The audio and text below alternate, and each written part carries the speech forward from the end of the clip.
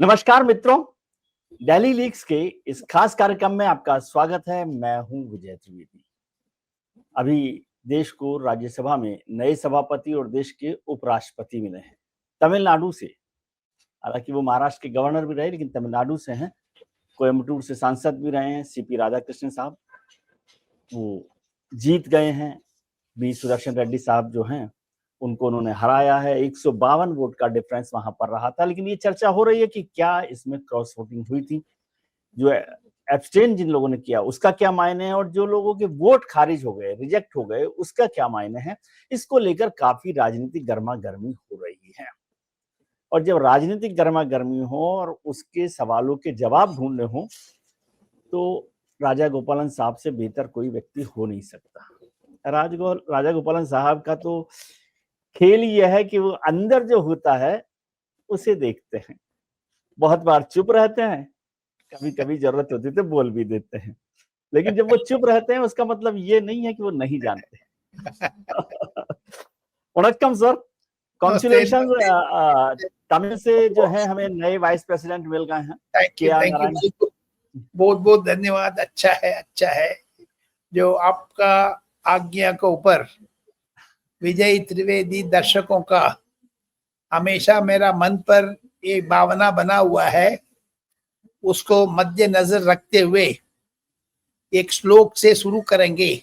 बिल्कुल सर। हम विजय त्रिवेदी दर्शकों को जो भी जिधर भी है उनकी प्रॉस्पेरिटी के ऊपर, बेस्ट ऑफ हेल्थ वेल्थ के ऊपर ये श्लोक पढ़ेंगे। उसको बाद इन रिटर्न दर्शकों से मैं एक ही निवेदन है, विजय त्रिवेदी को ऑन बिहाफ ऑफ विजय त्रिवेदी मैं एक रिक्वेस्ट करूंगा। ये वीडियो में आज मैंने 3 बंदूक चलाने वाला हूं, बस पिस्टल। अब पिस्टल चलाएंगे? हाँ जी, ध्यान रखिए। अच्छा ठीक है। नहीं ये ऐसे नहीं है, नहीं पॉलिटिकल पिस्टल आप चलाने वाले खबरों की। पॉलिटिकल जो इसका मैं शुरुआत करूंगा। ओम हर हर महादेव नमः पार्वती पतये ईशानां जगदोत्स वेंकटपतेर्विष्णो परां प्रेयसीं तद्वक्षस्थल नित्य भागरसिकां तक्षान्ति संवर्धनीं पद्मालंकृत पाणिपल्लवयुवां पद्मास्तनस्तां श्रियं वात्सल्यादि गुणोज्ज्वलां भगवतीं वंदे जगन्मातरम। विजय जी, ये श्लोक 5000 साल पहले शुरुआत हुआ था, वंदे जगन्मातरम। ये देखिए, हमारा पूर्व मुनि लोगों को, हमारा पूर्व पीढ़ी जितना भी है, आपका दादाजी, दादाजी का परदादाजी, मेरा दादाजी का वंदे जगन्मातरम, ये कहते उधर से वंदे मातरम आया। पता आपको? वंदे मातरम। आरएसएस लोग को, बीजेपी लोग आज करे वंदे जगन्मातरम से वंदे मातरम आया। सो देयरफॉर उसको मदर नहीं, क्योंकि मैं बोलने में मैं इमोशनल हो जाता हूँ। 75 साल हो गया। हमेशा जो सीताराम केसरी मुझे कहते थे, ओ मदरासी पंडित जी 70 साल हो गया, 75 साल हो गया, मैंने रोने आ जाते कभी कभी, क्योंकि उम्र की मतलब है। सिमिलरली मुझे लगता है विजय जी, आज हम ये प्रार्थना करते हुए बोला है, आप विवाद को शुरुआत कर लीजिएगा। आप जो भी क्वेश्चन पूछेंगे, क्रॉस वोटिंग के ऊपर आपने जिक्र किया था इंट्रोडक्शन में। आपको जो आज मुद्दा है क्रॉस वोटिंग, जी, सबको लग रहा है कि क्रॉस वोटिंग क्या हो गया, किसने किया क्रॉस वोट, क्या नहीं हुआ, ये बड़ा संकट सारा आज दिल्ली में चर्चा यही हो रही है। मनीष तिवारी जी ने तो कहा कि इसकी जांच करवानी चाहिए। मनीष तिवारी तो जांच करने के लिए इच्छुक है, लेकिन ये क्रॉस वोटिंग का नजरिया किधर से शुरू हुआ है? जी, 5:15 बजे था विजय जी, जयराम रमेश को ट्वीट आ गया 315 वोट हम ले लेंगे जी। लेकिन 6:15 बजे शुरुआत हुआ है, 7 बजे 7:30 बजे करीब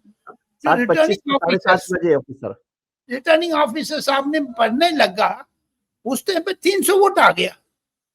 उधर से बाकी पत्रकार नहीं है, बाकी जो एमपी के लिए रोटे खड़े हो गया।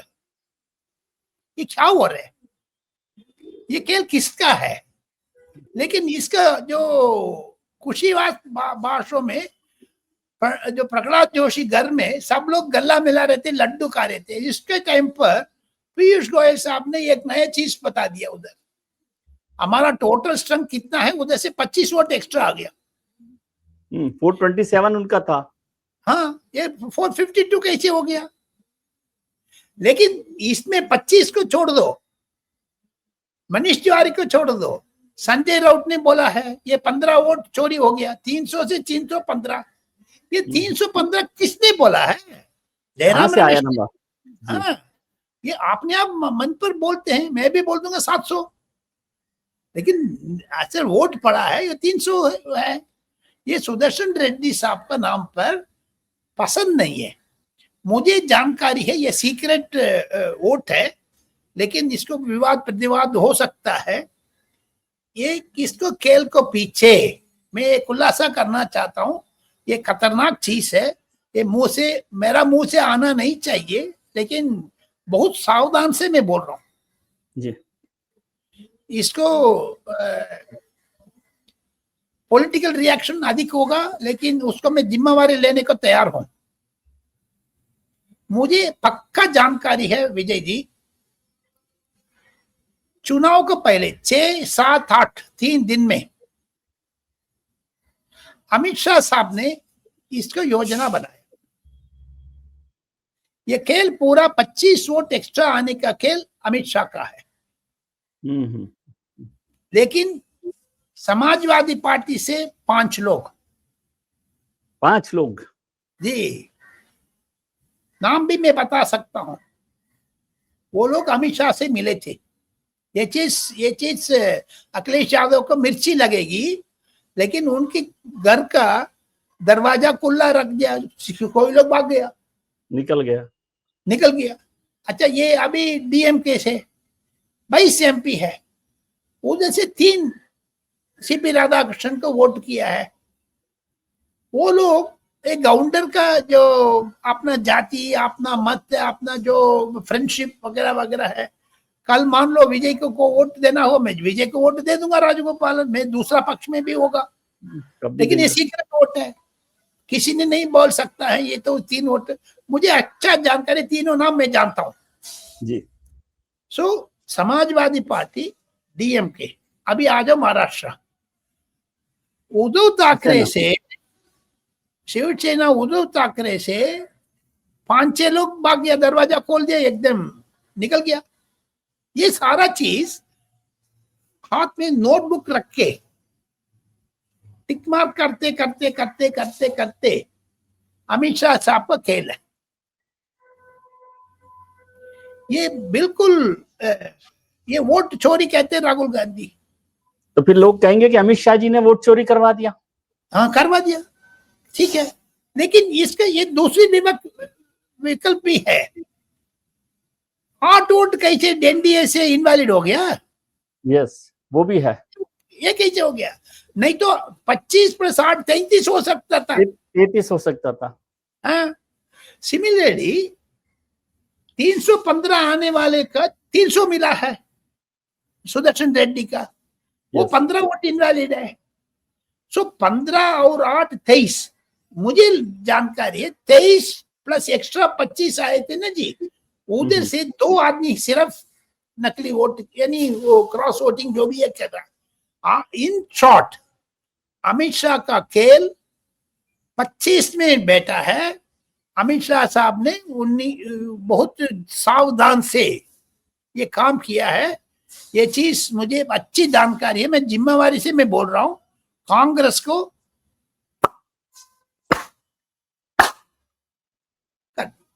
तो कांग्रेस से भी कोई क्रॉस वोट हुआ?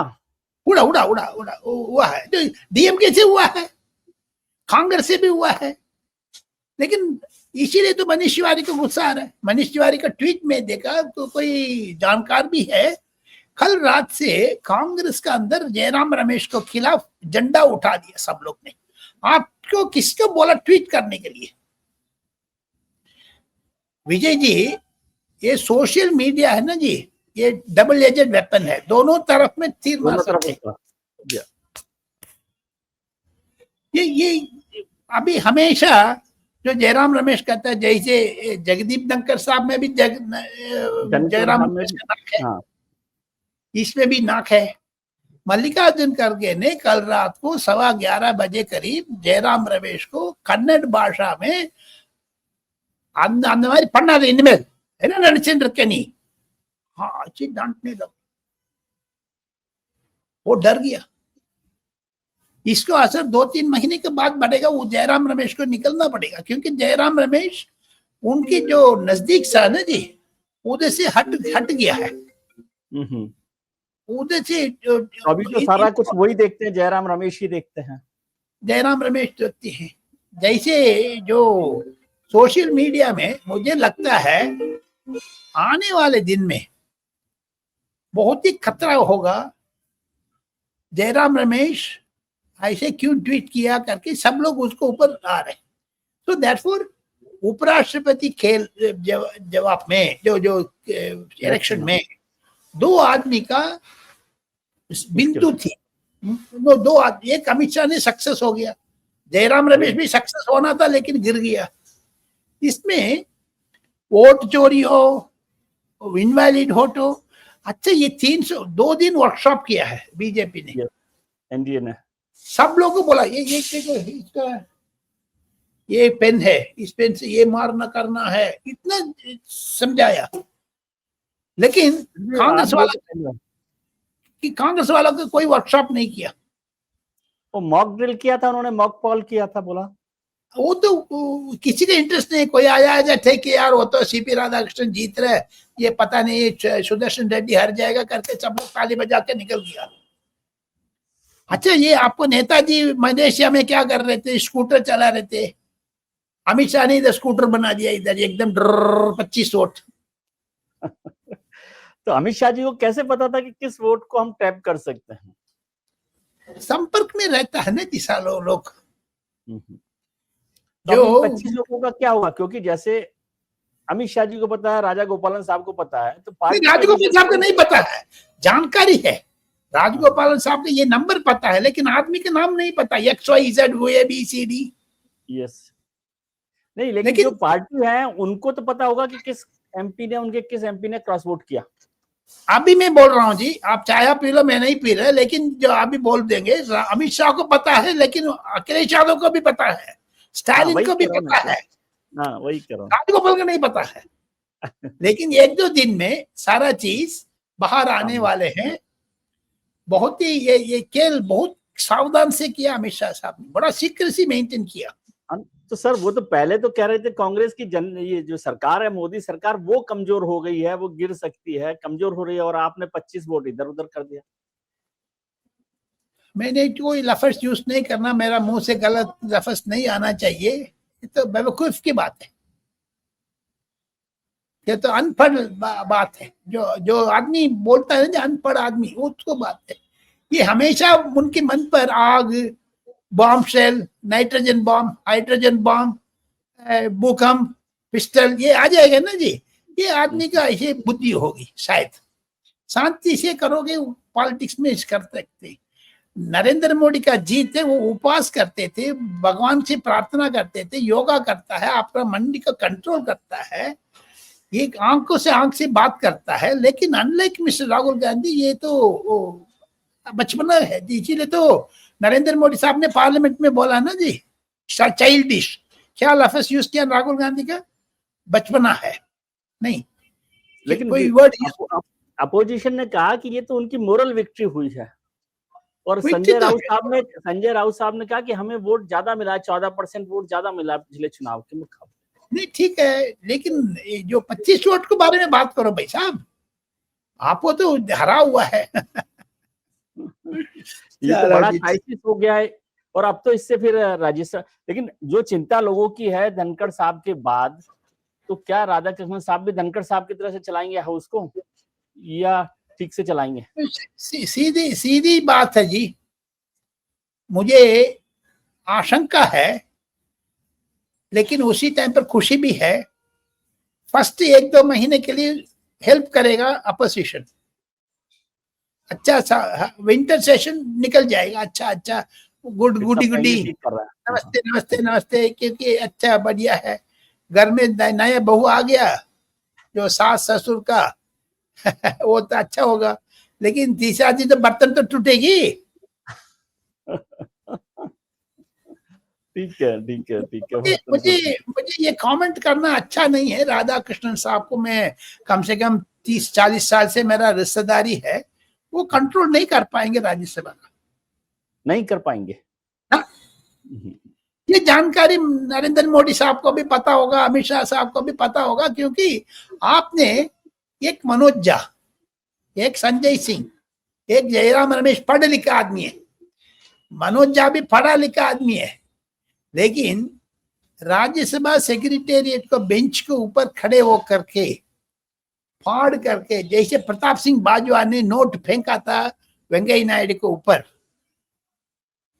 ऐसी स्थिति आ जाएगी जो राज्यसभा को अंदर अंदर हाउस ऑफ स्टेट्स माना जाते हैं, उधर एल्डर हाउस है। मुझे एमपी इसका बिहेवियर मुझे लगता है ये तो पैंडेमोनियम करके अंग्रेजी में अच्छा लफ्ज है, लेकिन मुझे लगता है ये राउडीइज्म, बहुत ही वैंडलिज्म, फाड़ना तोड़ना, क्या ये तो राधाकृष्ण संभाल नहीं पाएंगे। लेकिन इसमें एक जैकपॉट मिला है हरवंश बाबू का।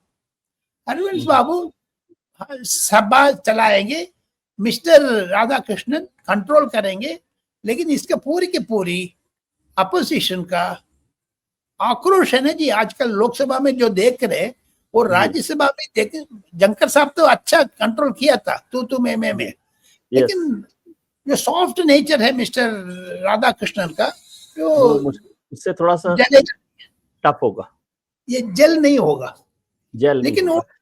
लेकिन इसमें जो एस यू ग्रो एक्सपीरियंस भी आ सकता है, देखेंगे उनकी शायद पकड़ में है। उसको कमजोरी है Hindi language. Yes, Hindi language. Second जो भी डंकर साहब तो बड़ा विद्वान है, सारा भाषा आते थे उसको। ममता बनर्जी को कंट्रोल किया है, लेकिन मिस्टर कृष्णन ने सॉफ्ट देवेंद्र फडणवीस से झगड़ा नहीं किया, जो में झगड़ा नहीं किया, जो आपको शिबू सोरेन, हेमंत सोरेन ऐसे लोगों से सावधान से किया। ये आरिफ मोहम्मद खान नहीं है, डंकर नहीं है, मोरोवर आर.एन. रवि नहीं है, जो तमिलनाडु में आर.एन. रवि करता है, ऐसे नहीं है। So सर एक चीज तो समझाइए मुझे, आपने ये बात की आरिफ साहब की भी, कि क्या ये माना जाए, सब लोग कह रहे हैं कि वो संघ ने ही उनका नाम दिया है? किसने? आरएसएस ने ही नाम दिया राधा कृष्णन जी का? मुझे ऐसे नहीं लगता सर, आरएसएस ने अप्रूव किया होगा, लेकिन हम लोग आप आरएसएस नाम बोला है, मुझे हम जो उम्र पर छोटे हैं, लेकिन हम भी उसी उम्र का बराबर है। कल यानी 11 तारीख सितंबर 2025 मिस्टर मोहन भागवत का, डॉक्टर मोहन भागवत का सरसंचालक का बर्थडे है। उसको हैप्पी बर्थडे बोलेंगे, बहुत बधाई, हमारी तरफ से भी शुभकामनाएं। 17 तारीख नरेंद्र मोदी साहब को बर्थडे है, उसको भी करते, उसको नजरिया रखते हुए हमारा पूर्व लोग यानी तमिलनाडु में वैष्णव लोग, बधाई वैष्णव लोग है तमिलनाडु में, वो लोग श्लोक पढ़ता है एक, वो 2 सेकंड का श्लोक है, लेकिन उसमें जो कितना खींचते हैं ना जी, उतना आयु लंबी होगी करके मेरा बाबा जी मुझे बोलते थे। सतमानं भवति शतायुः पुरुषः शतेन्द्रिये आयुष्येवेन्द्रिये प्रतिष्ठति। इतना लंबा करेगा, 100 साल 150 साल होगा। मोहन भागवत साहब का, नरेंद्र मोदी साहब का वेदोक्त आशीर्वाद करते हुए, भगवान से ये करते हुए हम लोग उनको शुभकामनाएं और बधाई। आरएसएस ने नाम नहीं दिया है राधाकृष्णन का। नो, ये नरेंद्र मोदी का पिकअप है। एडपाडी पळनिसामी जो एडीएमके के लीडर है चेन्नई में, एडीएमके का, वो दोनों गाउंडर है दोनों। जो जिस दिन नरेंद्र मोदी साहब ने इस्तीफा मांगा था 21 तारीख जो पिछले महीने जुलाई में, उस टाइम पर सावधान से गणित, ये 25 चोट एक्स्ट्रा आएगा करके उस दिन तो नहीं पता होगा, लेकिन पेपर में लिख के ये इधर इधर इधर करके मैं तो इस्तीफा ले लूं, नए आदमी का कितना वोट मिलेगा, हम लोग इससे डेंजर जोन में जाएंगे नहीं जाएंगे, ये कुआं में कितना डीप है, पैर रखें नहीं रखें कुआं में, ये लोग सोच करके ही किया है।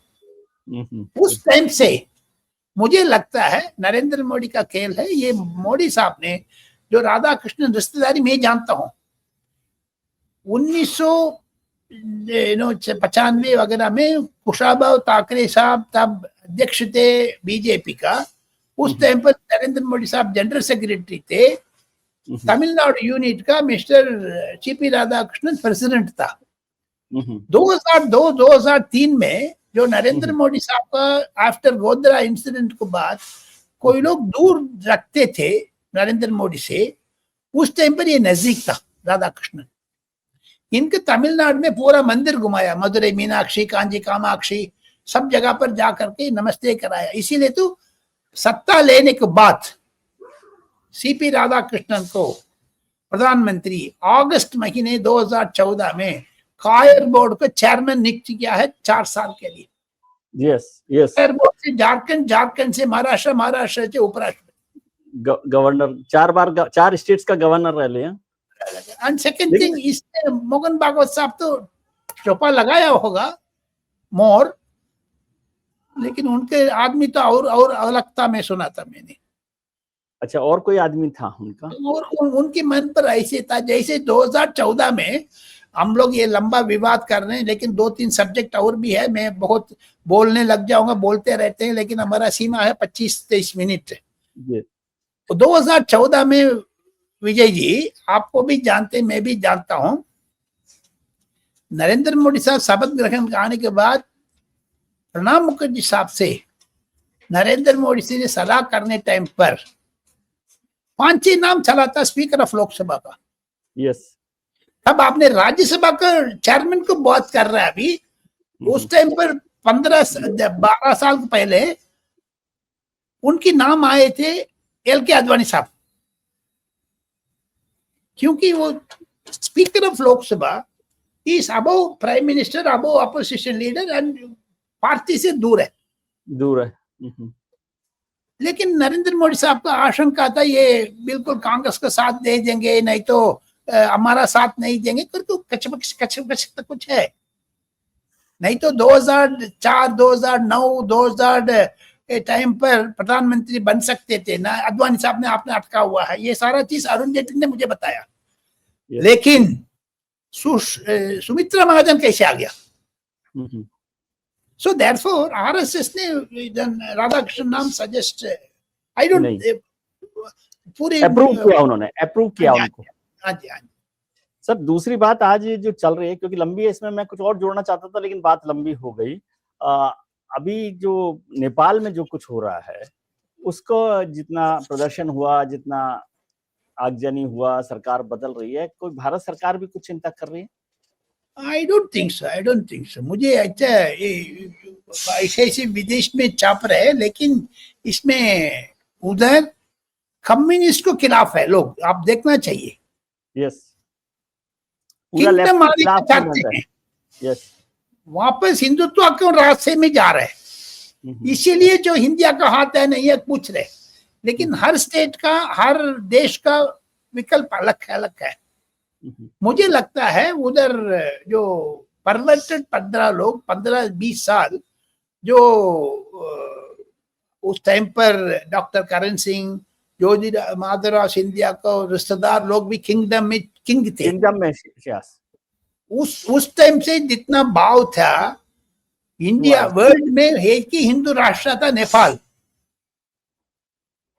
उस दौड़ को दरमियान 15 साल 20 साल का अंदर अंदर ये कम्युनिस्टों को रिजेक्ट किया है लड़के लोग ने। इंडिया में कम्युनिस्ट कोर कमांडर कॉन्फ्रेंस हो रही है कोलकाता में, उसमें इस पर चर्चा हो रहा है कुछ? उसमें जो उस कोर कमांडर कॉन्फ्रेंस को मैं विजय त्रिवेदी दर्शकों को विस्तार से बताना चाहता हूं। 2 मुद्दा है।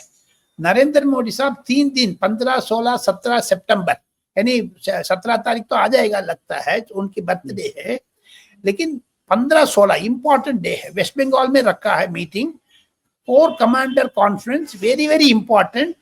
ऑपरेशन सिंदूर को बाद नेपाल में जितना दुर्घटना हो रहे उसको मद्देनजर से अनिल चौहान साहब ने भी परसों नरसों गोरखपुर में भी बताया है, हम लोग को इंटरनल थ्रेट अधिक है, एक्सटर्नल से इंटरनल थ्रेट का पैसा घिसा आ रहा करके। लेकिन ये डिजिटलाइज्ड वर्ल्ड है, जो AK-47 वगैरह सारा भूल जाओ, उसको आज खत्म हो गया। आने वाले दिन पे साइबर सिक्योरिटी टेररिज्म, देखो छोटा सा उदाहरण दे करके हम दूसरा सब्जेक्ट जाएंगे। कोरोना टाइम पर दिल्ली में व्हाट्सएप में चला करके ये सब में करके कितना लोग को बस से यूपी बिहार भेजा था अरविंद केजरीवाल ने। यस, एक व्हाट्सएप मैसेज। सिमिलरली बॉम्बे में जितना बांद्रा स्टेशन से फरा बिगारी भगाया, सिमिलर थिंग नेपाल में हुआ है। Therefore it is a digitalised terrorism. इसको इसीलिए तो वो सारा लड़का एक साथ इकट्ठा होकर आ गए ना, व्हाट्सएप पर और उस पर डिजिटल पर देखकर। हाँ, देख करके। सो देयरफॉर एक CCC कॉन्फ्रेंस इसको इंपॉर्टेंस देगा नेपाल। जी सर, आज तमिलनाडु की चर्चा ज्यादा हो रही है, तो अभी राधा कृष्णन साहब हो गए, राजा गोपालन साहब हो गए, और अब रवि साहब हो रहे हैं। वो भी कुछ क्या गवर्नर साहब भी कुछ खिचड़ी पका रहे हैं। RN रवि साहब बिहारी बाबू है, तमिलनाडु का गवर्नर है। नरेंद्र मोदी साहब, अमित शाह साहब को, अजीत डोवल साहब का पेट IB ऑफिसर है, इंटेलिजेंस ब्यूरो ऑफिसर है। उन्होंने तमिलनाडु में आज खेल रहे DMK के खिलाफ। वो लोग कह रहे नवरात्रि टाइम पर 22 तारीख से अक्टूबर 2 तारीख तक तमिलनाडु में राजभवन को खोल दिया उन्होंने। हम लोग तमिलनाडु में कोलू, KOLU कोलू रखते हैं। कोलू का भगवान का मूर्ति सब बिठा करके, जैसे गणपति बप्पा मौर्य, जैसे काली महाराज जो माता जी का वेस्ट बंगाल में, ऐसे तमिलनाडु, आंध्र, कर्नाटका तीनों राज्यों में कोलू करते हैं। कोलू बोम्मा मीन्स डॉल, उसको रख के हम लोग पूजा करते हैं 1 हफ्ते के लिए। एक दिन माता जी का अलग अलग वर्णन करके पूजा पाठ करते हैं। जो दाल है ना जी, उसमें सुंदल करते हम नैवेद्य करते हैं, भगवान को चढ़ा देते हैं। हर रोज एक तो होता है, तुअर दाल, मूंग की दाल, तुअर, लाइक दैट। वो फर्स्ट टाइम वो शुरुआत कर रहे राजभवन का अंदर, ये DM के खिलाफ है उसका। तो रवि साहब तो बिहार के हैं, क्यों कर रहे हैं उधर? क्यों नहीं करना है, वो जो माता जी एक ही है। तमिल के लिए नहीं है, वो तो उनकी घर में बना रहे। उसको सबको दरवाजा खोल दिया 4 बजे से रात को 8 बजे तक, कोई भी आ सकता है, कोई भी जा सकते हैं, प्रसाद लेकर के खाना खा करके जाओ, भंडार खोल दिया उन्होंने। ये 2024 में तो DMK के लिए वो 26 में चुनाव है, अभी 6 महीने के अंदर ये बहुत खेल रहे हैं। DMK बिल्कुल खिलाफ है, and it is going to be very focused होने वाले हैं। ये स्टालिन RN रवि के ऊपर सिद्धांत रूप में, सनातन को सब उदयनिधि स्टालिन बोलता है, उसको बदला ले रहे हैं मिस्टर RN। तो सनातन वर्सन कोलू की आज राजभवन के लिए दरवाजे खुल गए हैं। ये चीज तो उत्तर भारत लोगों को नहीं पता होगा, सिर्फ ओनली विजय टेलीविजन में देखोगे पता लगेगा। यही तो मजा है राजा गोपालन साहब के साथ होने का। सर, अब बात करते हैं आखिरी क्वेश्चन में हमारे खजाने की। देखिए, राजा गोपालन साहब का खजाने के बिना तो कोई बात नहीं। ऐसे मैं भी आने वाले पीढ़ी के लिए भी एक इंटरेस्टिंग जगह होगा। सोनिया गांधी का प्रधानमंत्री रूप में 2004 में मैंडेट था सोनिया गांधी का। यस, लेकिन सेंट्रल हॉल में मैंने देखा था उनको कि सेंट्रल हॉल में कांग्रेस के एमपी कैसे हंगामा कर रहे थे जब उन्होंने कहा कि मैं नहीं बनूंगी। उसको पिछले दिन, जिस दिन ये ड्रामा हुआ था उस दिन प्रीवियस डे, आगे दिन में यानी प्रीवियस डे, नटवर सिंह साहब, मनमोहन सिंह साहब, प्रणब मुखर्जी, गुलाम नबी आजाद, 50 लोग थे उधर सेंट जनपद में। सब लोग बोल रहे थे आपने बनाना, मैडम ने मना कर दिया। उस टाइम पर उनकी बेटा मिस्टर राहुल गांधी ने भी फर्स्ट टाइम एमपी बना, अच्छा है। राहुल गांधी ने बोल दिया मम्मा पॉइजन है, पावर इज पॉइजन, आप नहीं लेना, प्राइम मिनिस्टर नहीं बनना। राहुल गांधी ने बोल दिया मम्मी ने बोल दिया ठीक है जय जी, वो है आपने बोला ठीक बोला, मैंने कल सवेरे नेक्स्ट डे मैं मना कर दूंगी। लेकिन नटवर सिंह साहब ने अलग लेकर के राहुल गांधी सोनिया गांधी को समझाने वाले थे, क्योंकि नटवर सिंह उतना बड़ा नेता था उस टाइम पर। और उनका बड़ा कॉन्फिडेंस उन पर, कॉन्फिडेंस इसीलिए जो ऑयल स्कैम वोल्कर स्कैम में पैसा गए किसी को लेते देते थे, इसीलिए है। सो नटवर सिंह साहब से सोनिया गांधी राहुल गांधी तीनों एक कमरे में था उस टाइम पर। ये नटवर सिंह ने उनकी किताब में ये लिखा है, ये किताब अभी है, एनीवन कैन रीड इट। लेकिन Yes. उसमें एक चीज लिखा है, अम्मा आप प्रधानमंत्री नहीं बनना, आप बनाओगे। एक अलमेरा है ना कबर्ड, उसको नजरिया दिखा रहे थे राहुल गांधी ने। उसमें क्या चीज रहता था वो लेकर के मैं ऐसे करूंगी सर, ऐसे करूंगा, ऐसे नहीं करना, डोंट डू दैट। इंग्लिश में बोला, हिंदी में बोला, जो वर्णन किया मिस्टर नटवर सिंह ने। ये किताब छापने वाले थे। मुझे नटवर सिंह साहब ने सेंट्रल हॉल में बोला था अगले महीने ये किताब आ जाएगा। ये चीज कम से कम मिस्टर प्रणब मुखर्जी का पता लग गया। प्रणब मुखर्जी ने सोनिया गांधी को फोन करके बोला ऐसे बहुत खतरनाक चीज लिखने वाले हैं। वो कबर्ड को राहुल गांधी ने दिखा रहे थे, उसमें क्या था। प्रणब मुखर्जी को सोनिया गांधी ने जवाब दे दी, लेकिन जो लफ्ज है, सोनिया गांधी जी ने प्रणब मुखर्जी को बता दिया कि कबर्ड में क्या था। हाँ, वो किताब में लिखा था। वो इमीडिएटली सोनिया गांधी ने, किताब में तो नहीं है, मैंने पढ़ा किताब में नहीं है, लेकिन वो लफ्ज हम बोलना नहीं चाहते हैं अभी, अच्छा नहीं लगता है, क्योंकि उस दिन से आज तक जो राहुल गांधी का माइंड में क्या था वो सारे सबको जानते हैं, सबको। जो भूकंप और क्या नाम है, hydrogen bomb, nitrogen bomb, fire, आग लग जाए, ऐसे कोई नेगेटिव थॉट्स बहुत है। So therefore mister Natwar Singh ने फोन आ गया उसको घर में, मिनिस्टर एक्सटर्नल अफेयर्स मिनिस्टर, उनके फोन आ गए। सोनिया गांधी ने गाड़ी लेकर के पहुंच गया उनके पास। सोनिया गांधी का आ गया गुस्सा, आपने कोई लिखा, ऐसे लिखा किताब। और नटवर सिंह ने वो तो प्रिंट करने गया है, अगले महीने प्रिंट हो जाए, ऐसे नहीं, स्टॉप इट। नटवर सिंह ने फिर रोका था। वो लफ्ज अभी तक नटवर सिंह के साथ वो भी दफन हो गया, गबंद हो गया। वो चीज मालूमात होना था, वही तो गजाना से मैं आप दर्शकों को बताना चाहते हैं। ये बहुत खतरनाक चीज है, पावर इज पॉइजन करके मिस्टर राहुल गांधी ने मम्मी को बोला है, लेकिन अभी वो बदल रहा है, बस दैट इज द सिचुएशन। लेकिन नटवर सिंह जी ने राजा गोपालन साहब को तो बताया, और नटवर सिंह ने प्रणब मुखर्जी को भी बताया, इतना तो है। ठीक है। चलिए, आपने बोला तो आप नहीं जानते, लेकिन ये मुझे पता है कि राजा गोपालन साहब मैं जानता हूँ, पर्सनली बोल सकता हूँ, ऑन रिकॉर्ड नहीं बोल पाएंगे, अच्छा नहीं लगता, क्योंकि वो पोर्शन डिलीट हो चुका है। ये किताब नटवर सिंह हमारा बीच में नहीं है, सोनिया गांधी मैडम है, प्रणब मुखर्जी साहब नहीं है, लेकिन वो चीज बहुत सेंसेशनल चीज है। लेकिन इतना तो कह सकते हैं कि सोनिया जी ने नटवर सिंह को मना किया कि इसको रोक दीजिए, स्टॉप। नटवर सिंह ने स्टॉप किया है, नटवर सिंह ने स्टॉप किया है। चलिए, बहुत बहुत शुक्रिया सर कि इस खजाने की बात की भी हम चर्चा करते रहेंगे, और एक बार फिर मोहन भागवत जी को और प्रधानमंत्री जी को जन्मदिन की शुभकामनाएं देते हैं, और हमारे दर्शकों को भी आपकी तरफ से बहुत शुभकामनाएं। आज के लिए इतना ही। आप अपना ख्याल रखिए और उनका ख्याल रखिए जो आपका ख्याल रखते हैं। अपने मित्रों, परिजनों, रिश्तेदारों के साथ खुश रहिए, मस्त रहिए, व्यस्त रहिए, स्वस्थ रहिए।